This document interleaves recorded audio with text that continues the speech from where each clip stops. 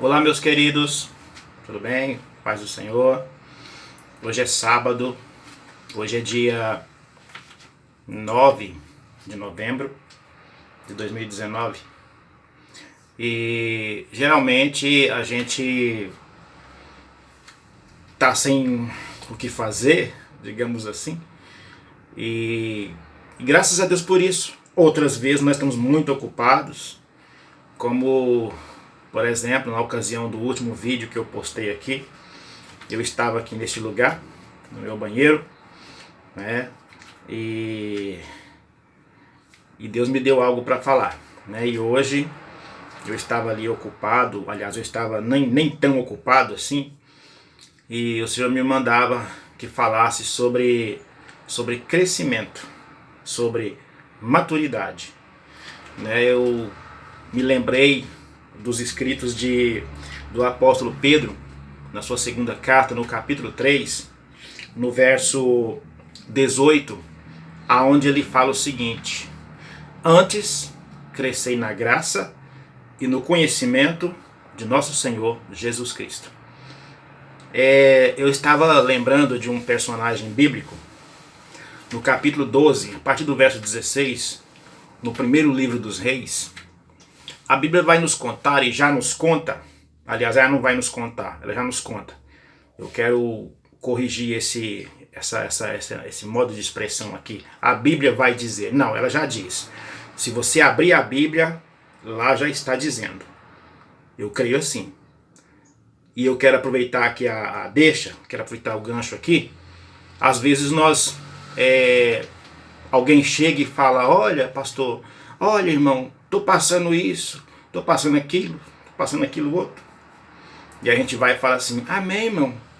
Que Deus possa te abençoar, que Deus possa resolver esse problema, que Deus possa fazer isso, que Deus possa fazer aquilo, que Deus possa fazer aquilo outro. A gente só falta fazer essa cara de piedade, né? Essa cara de sei.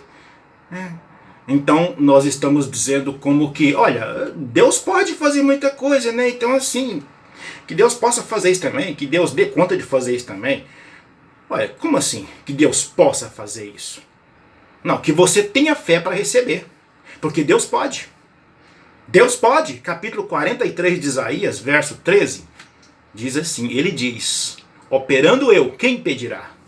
Então ele pode fazer todas as coisas. O apóstolo Paulo corrobora essa palavra no capítulo 3 de Efésios, verso 20. Deus é poderoso para fazer infinitamente, muito mais do que pedimos ou pensamos. Então Deus pode fazer.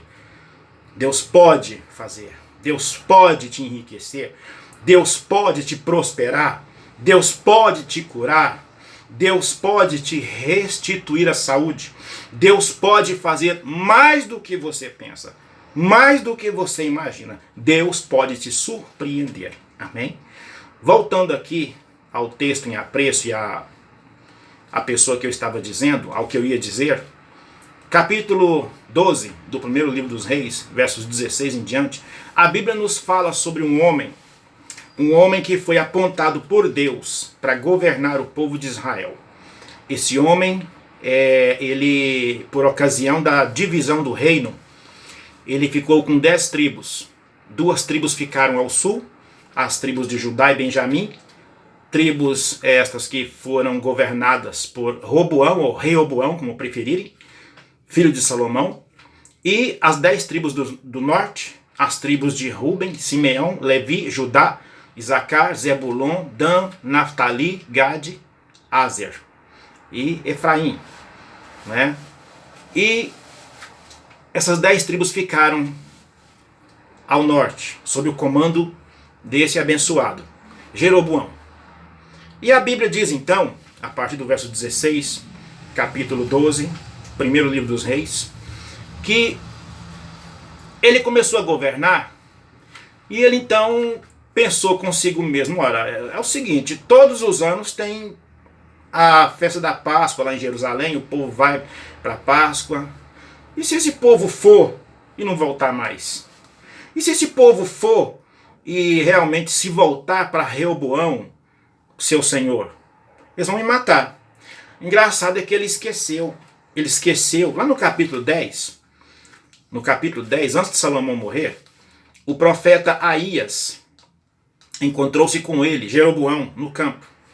O profeta Aías trazia uma capa sobre si, ele pegou essa capa, rasgou essa capa em 12 partes. 12. Entregou 10 para Jeroboão e reteve consigo 2. E disse: Jeroboão, o Senhor manda dizer para você, ele vai entregar 10 tribos nas tuas mãos. Você vai governar sobre tudo que você desejar. Ó, Deus vai estabelecer a tua casa. Ó, Deus vai ser contigo. Jeroboão, ó, Deus vai ser contigo. Você entendeu, Jeroboão? Sim, senhor, homem de Deus. Mas agora que Jeroboão era rei, ele esqueceu. Entendeu, mas esqueceu. E aí ele ficou com a pulga atrás da orelha, pensou: e agora? O povo vai para Jerusalém, vai adorar, vai para Páscoa, chega lá, o povo não vai querer voltar mais. Todos os anos vai ter uma leva de pessoas que vão do meu reino para o reino de Judá e não vão querer voltar mais. Então isso vai acontecer. Então vai criar aí uma conjuração, vai criar aí uma revolta, vão criar aí uma situação. Eles vão me depor e vão restituir o reino a Roboão, a dinastia de Davi, né? Só que Deus havia falado: você vai governar sobre tudo que desejar a tua alma. Deus havia falado. E aí, o que ele fez? A Bíblia vai nos dizer, já nos dizendo, que ele então colocou 2 bezerros de ouro. Ele mandou levantar 2 bezerros de ouro. Um na cidade de Betel e outro lá no extremo norte do país, na tribo de Dan. Aí ele mandou fazer um anunciado. Pessoal, ó, ei, ó. E mandou anunciar: aqui estão os vossos deuses que vos fizeram subir do Egito. E a Bíblia nos diz, continua nos dizendo, que o rei Jeroboão, ele instituiu sacerdotes que não eram filhos de Levi. A Bíblia nos diz que ele se corrompeu tanto que pessoas que não eram levitas, pessoas que não eram sacerdotes, não eram da tribo de Levi, elas foram destituídas, elas foram banidas. E no lugar desses homens, os quais haviam sido apontados por Deus, Jeroboão instituiu pessoas. Ali tinha Efraimita, ali tinha Zebulonita, ali tinha Azerita, ali tinha Benjamita, Gadita, Rubenita e por aí vai, né? E tudo mais Ita. Eram sacerdotes, no lugar dos filhos de Arão, no lugar dos filhos de Levi. Então olha só isso. A Bíblia nos diz posteriormente, quando Jeroboão morre, a Bíblia nos diz, por exemplo, veio o filho de Jeroboão chamado Zacarias. Zacarias reinou apenas 2 anos. E a Bíblia diz que Zacarias, ele fez o que era mal, o filho de Jeroboão, fez o que era mal aos olhos do Senhor, conforme tudo quanto fizera Jeroboão, seu pai. Mais adiante, nós vamos ver no reino de Israel, nós vamos ver ali, num espaço de 52 anos, que foi o reinado do rei Azarias ou Uzias, no reino de Judá, aliás, o rei Asa, desculpe, durante 41 anos que o rei Asa reinou, nós vamos ver ali uma sucessão de aproximadamente 4 reis em Israel. Quer dizer, enquanto um governou em Judá, 4 reis passaram pelo trono de Israel. Por quê? Porque virou anarquia. A Bíblia nos diz que um homem chamado Elá, ele era comandante do exército, ele se levantou contra Zacarias, filho de Jeroboão, e o matou, e reinou no lugar dele. Só que o reino não prosperou. Ele ficou pouco tempo. Levantou-se um outro capitão do exército, chamado Zinri. Levantou-se contra Elá e fez a mesma coisa. Matou e reinou no lugar dele. Então virou-se aí aquilo que era para ser uma teocracia, agora tornou-se uma anarquia, né? Quando eu era menino, eu não sei, não sei se é vergonha, é feio falar isso aqui, mas sabe assim que as meninas que às vezes era flagrado limpando o nariz, pondo na boca, aquele negócio todo. Eu acho que dificilmente alguém que é adulto hoje nunca tenha feito isso. Mas aí virava o quê? Virava uma anarquia. Quando eu era menino, quando a gente fazia isso, aí o pai da gente, para com anarquia, menino! Anarquia. Né? Então, anarquia, virou uma anarquia o reino de Israel. Então começou no reinado de Jeroboão. A Bíblia nos diz, em anos posteriores, em anos que se seguiram, sobre reis em Judá, no reino de Judá. A Bíblia cita, por exemplo, o rei Acaz, a Bíblia cita o rei Jeorão, a Bíblia cita tantos reis, mesmo em Judá, que não tinha nada a ver com Israel, e particularmente em Israel, reis que fizeram o que era mal diante do Senhor, se tornaram idólatras, se tornaram sanguinários, se tornaram opressores, deixaram de se levar pela palavra para andar conforme o que Jeroboão havia feito. E a Bíblia nos diz o quê? O rei, por exemplo, Jeorão de Israel, fez o que era mal aos olhos do Senhor, conforme tudo que fizera Jeroboão, rei de Israel. Então, o abençoado do Jeroboão virou um ícone de idolatria. Então, eu chamo Jeroboão de o pai da idolatria em Israel. Então, antes de Jeroboão, a coisa não tinha andado tão desenfreada. Então, o povo se corrompeu. A Bíblia diz que Salomão, no reinado de Salomão, Salomão levantou altares. Salomão levantou altares e mais altares. Afinal de contas, ele tinha 700 mulheres princesas, 300 concubinas. O cara era poderoso, né? O cara era esforçado. E aí o que acontece? Simplesmente ele construiu um altar em homenagem a Quemosh, divindade dos Moabitas, Moloque, dos Amonitas, né? Dagon, dos filisteus, e por aí vai. Então, cada mulher era de uma nação diferente, então ele, para agradar a sua digníssima, ele foi e construiu.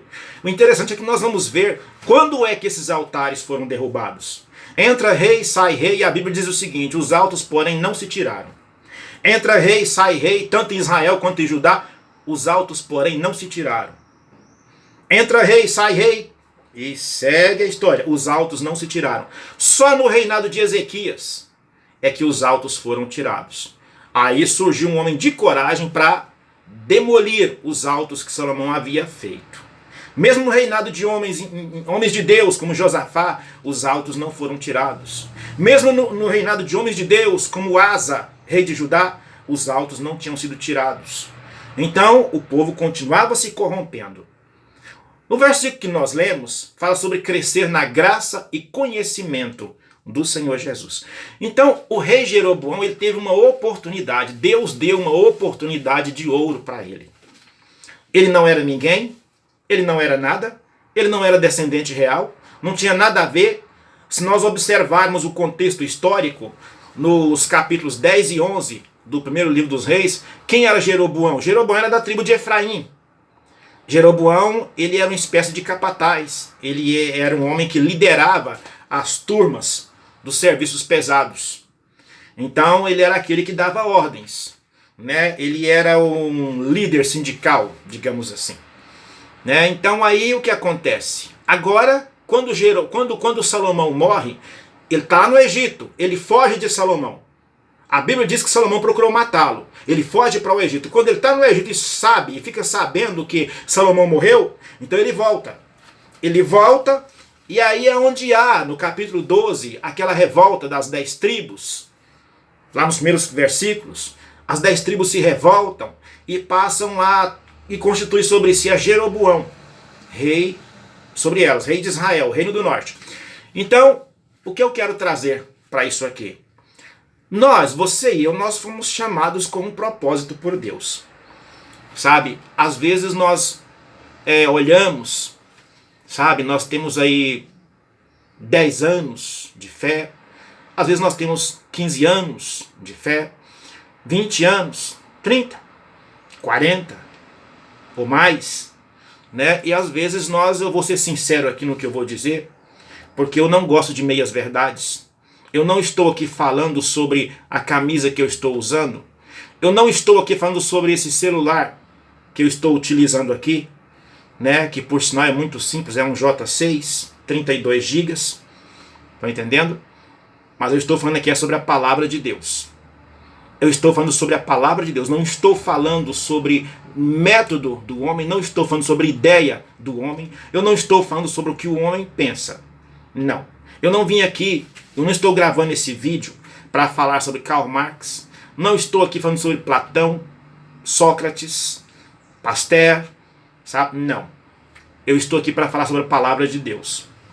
Então é justamente por isso eu preciso ser fiel naquilo que a palavra de Deus exige.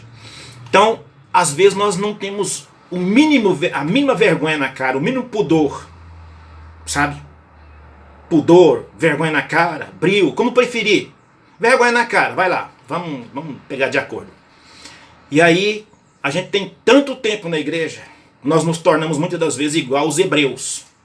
No capítulo 5 de Hebreus, nos últimos versículos, nós vamos ver lá o escritor chamando a atenção dos hebreus. Olha, vocês deveriam ser mestres. Vocês têm tanto tempo que lê a Bíblia. Vocês têm tanto tempo que estão na igreja. Vocês têm tanto tempo que exerce algo na igreja, algo na obra. E vocês se tornam como criança. Vocês se tornam como lactentes. Não tem como ministrar algo mais de acordo. Vocês se tornaram como criança. Não tem como dar um mocotó para vocês, tem que dar leitinho. Então nós precisamos criar vergonha na cara, sabe? E parar de ficar com desculpa. Ah, pastor, porque olha, eu tô orando, né, para Deus me mostrar, né, assim, né, para o que eu vou fazer, o que ele quer comigo, né, o que ele quer e tal, né? Então eu aprendi o seguinte: o melhor aprendizado que existe é fazendo. Você ficar numa sala de aula 4 anos, 3 anos, ou numa faculdade, né, claro. Então, e não ir a campo, no final dos 4 anos você tem muita teoria, mas nada de prática. Então, os discípulos, eles aprenderam com Jesus, mas aprenderam fazendo. Eles aprenderam fazendo. Jesus, ele delegou, com o passar do tempo, ele chamou, a Bíblia diz no capítulo 9 de Lucas, Jesus chamou os 12 discípulos, e lhes deu poder e autoridade para fazer. No capítulo 10, ele chamou outros 70. E as instruções foram as mesmas. Mandou de 2 em 2. As instruções foram as mesmas. Então eles viram Jesus fazer, eles viram Jesus ressuscitar mortos, eles viram Jesus expulsar demônios, eles viram Jesus curar enfermos, eles viram Jesus fazer milagres.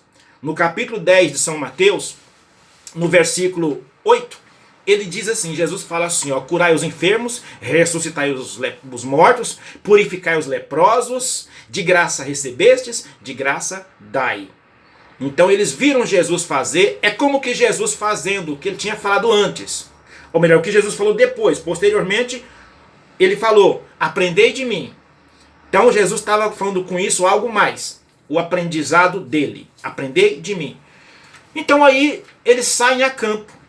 Então eles sabiam, eles tinham tido uma experiência já com Jesus. Acerca do efetuar, acerca do fazer a obra. Mas eles aprenderam como? Vendo fazer. Aprenderam como? Fazendo. Então Jesus nos chama nesta tarde a responsabilidade. Sabe?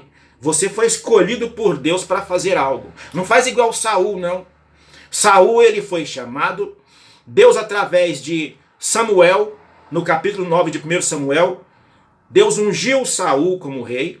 No capítulo 10, as tribos são convocadas para ser apresentado aquele a quem o Senhor havia escolhido para ser rei. Capítulo 23, versículo 23 do capítulo 10, a Bíblia nos mostra, quando eles fazem ali um sorteio, né? Samuel quis fazer a coisa bem transparente, fez um sorteio, tomou-se a tribo de Benjamim. Fez um sorteio na tribo de Benjamim, família por família, tomou a família de fulano de tal, se não me engano, Matre, o nome do rapaz lá. E foi fazendo sorteio, homem por homem. Saiu na casa de Quis, homem por homem da casa de Quis. Quem é? Saul. Aí procuraram Saul. Senhor, Saul não veio. Cadê Saul? Senhor, Deus falou, veio sim. Cadê Saul, Senhor? Então, se ele veio, cadê? Ele está escondido. Escondido atrás da bagagem. E é isso que muitos crentes têm feito. Tem chamada, já tem a unção, Deus tem capacitado, Deus tem dado dons, Deus tem dado talentos, mas você está atrás da bagagem. E é hora de você sair de trás da bagagem. É hora de você sair da zona de conforto. Sabe? Às vezes, a gente vê, infelizmente, a gente vê pastores que querem apacentar ou dirigir a obra de Deus. Deus deu um comércio para ele, Deus deu um negócio, o camarada é bem estruturado financeiramente e ele quer lidar com a obra de Deus como se fosse a sua empresa. E eu quero deixar um recado para você aqui, meu amado pastor. A obra de Deus não tem nada a ver com a sua empresa. Não administre a obra de Deus como você administra a tua empresa. A tua empresa você envolve dinheiro, você investe dinheiro naquilo que você quer investir. Na tua empresa você investe em contratação. Na tua empresa você investe em melhorar, em crescer o negócio. Na tua empresa, quando você fala, não, o ano passado eu investi nisso, então esse ano eu vou investir nisso. Então você faz do seu jeito, conforme você acha que pode fazer, né? Em nome de Jesus, para com esse negócio de achar que é a mesma coisa. A obra de Deus não é igual a sua empresa. A obra de Deus é obra de Deus, tá? A obra de Deus é obra de Deus. Então, faça direito. Jesus te chamou para fazer direito. Deus colocou na tua mão. Tem tantas pessoas que Deus poderia chamar. Deus chamou você. Deus escolheu você. E não é porque você era mais capacitado. Você sabe disso. Você não sabia nada. Você não sabia nada e Jesus te ensinou. Jesus outorgou autoridade. Jesus colocou na tua mão. Tá? O problema de Jeroboão foi esse. A Bíblia diz que ele fez lá no Reino do Norte uma festa. Havia a Páscoa em Jerusalém, mais ou menos no mês de Abib, era o primeiro mês do ano. E lá em Israel, no reinado de Jeroboão, no 5º mês, havia uma festa semelhante. Ele falou assim, vou fazer a coisa, tá no meu coração aqui, ó. Eu vou fazer, tá no meu coração. Aí ele fez conforme o que o coração dele fez, conforme o que o coração dele determinou. Ele fez. No 5º mês, havia a Páscoa que Jeroboão inventou. Tá entendendo? Então não inventa não, irmão. Em nome de Jesus, não inventa não. Faz a obra de Deus. E essa palavra não é só para você que é pastor. É para você crente, é para você membro em geral. Tá? Às vezes nós temos um cargo na igreja. E aí fazemos de qualquer jeito. Não faz de qualquer jeito não. Capítulo 48 do profeta Jeremias, verso 10, está escrito: é maldito aquele que faz a obra do Senhor relaxadamente. Não faz de qualquer jeito não. Viu? Deus vai cobrar, Deus vai pedir conta. E o acerto vai ser complicado. O acerto vai ser complicado. Porque se você gerir os seus negócios e a sua empresa falir, a empresa era sua mesmo. Você investiu como você quis. Fez do seu jeito, o problema é seu, você foi cabeçudo. Você não soube, você não tinha tino para negócio, então você não tinha talento para isso. Tem que admitir. É pesada a palavra, mas é a verdade. Mas a obra de Deus não, a obra de Deus tem que estar certo. Tem que dar certo a obra de Deus. A obra de Deus não é, irmão, se der certo, né? Eu fui num monte uma vez, cheguei lá e encontrei um pastor construindo um templo lá no monte, lá em cima. Foi lá, comprou o terreno, tava lá construindo. E eu vi ele conversando com outro irmão lá. Irmão, nós estamos aqui, né? Estamos construindo tal. Estamos aqui, Deus vai abençoar. Agora, se Deus não abençoar, se não der certo, nós derruba aqui, nós volta lá para baixo. Tá entendendo? Então não é assim. O problema de Israel na época dos juízes, no capítulo 21, por exemplo, verso 25, era justamente esse. Capítulo 17, verso 6 e capítulo 25, verso 21. Naquele tempo não havia rei em Israel. Então cada um fazia o que achava certo aos seus olhos. E eu quero te lembrar, existe um rei sim. Existe um rei sim. Então não queira fazer a coisa de acordo com o que você acha que tem que ser feito. Tá? Esse rei vai pedir conta. Esse rei vai pedir conta. Então, assuma a responsabilidade. Assuma a responsabilidade que Deus te deu. Para concluir, uma certa feita eu fui pregar numa igreja e eu perguntei para uma irmã que estava lá dirigindo o trabalho, eu perguntei assim: irmã, quem é o pastor da igreja aqui? Na verdade, aquela irmã era esposa do pastor, ela era pastora também. Eu falei assim, perguntei, quem é que manda nessa obra aqui? Quem é que manda? Quem é o tá na frente dessa obra aqui? Ela foi e apontou para cima. É ele. Eu falei, e abaixo dele? Ela foi e apontou para o esposo. Eu olhei para ele e falei, Jesus manda dizer para você, ou você assume o que Deus colocou na tua mão, ou Jesus vai te tirar. Jesus vai te tirar. Interessante que na hora que eu falei isso, eu pensei que Jesus vai te tirar para onde? Jesus vai te mandar para a roça. Jesus vai te mandar para outro lugar. Jesus vai te tirar da direção da igreja. Aí, tá bom, despedi dos irmãos ali, terminou o culto, nós jantamos, nos despedimos dos irmãos, fomos embora. Uns 2 meses depois eu liguei. Ô pastora, paz do Senhor. Aí ela com a voz cansada, paz do Senhor, pastor. Falei, como é que tá, varoa? Tudo bem? Estamos aqui na medida do possível e tal. Eu tô com meu esposo aqui no hospital. Falei, o que aconteceu? Pois é, tem 15 dias que nós estamos aqui, o médico não descobriu ainda, tal. Falei, amém, vamos estar orando. Eu ia colocar a mão, tá bom. Passou mais uns 20 dias, liguei novamente. Como é que tá, pastor? Pois é, pastor. Estamos no hospital ainda. Eu estou no hospital com meu esposo. Falei, meu Deus, misericórdia, ué. Aí, tá, conversamos um pouquinho ali, eu nem orei com ela, né? Ela também não orou. Ficamos nisso aí. Passou uma semana, meu telefone toca, quem me liga? Um jovem, o jovem que havia me levado para pregar lá na igreja dela. Aí eu falei para ele, ô irmão, paz do Senhor. Rapaz, moço, você sumiu. Eu até pensei que Jesus tinha voltado, levado você e deixado eu. Aí você não ligou mais, sumiu, desapareceu de mim. O que é que foi? Não, pastor, nós estamos aí e tal, mas estamos aí. Falei, como é que tá as coisas? Pastor, estamos aqui tentando recuperar do baque ainda, né? E eu falei, como é que é?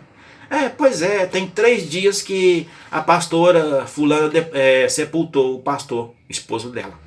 Depois fiquei sabendo que aquele pastor, ele só não falou que eu era bonito, né? Mas o recado foi dado. Então eu estou dando um recado nesta tarde, mano. Em nome de Jesus, assuma o que Deus te colocou para fazer, mas faça direito. Faça direito, não faz igual o povo de Israel, não.